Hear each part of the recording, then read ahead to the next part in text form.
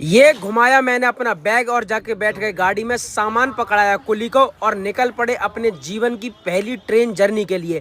ये है Delhi railway station. यहाँ हुई हमारी बैग की चेकिंग और फिर हुआ हमारा स्वागत। हमारे पास सामान बहुत कम था और हमें कुली की जरूरत तो बिल्कुल नहीं थी, पर कुली भाई ने बोला कि भाई 2 रुपए हमें भी बच जाएंगे और आपको जल्दी से जल्दी ट्रेन तक छोड़ देंगे। तो हमने कहा चलो भाई। तो भाई ने हमें ट्रेन तक पहुंचा दिया, हमारा सामान अंदर तक ले गए और हम ट्रेन में। इसके बाद हमने पिया रेल नीर और खाई रेल की रोटी, और ये सभी के अलग अलग कमरे, और उसके बाद रेल चल पड़ी और हम सो गए।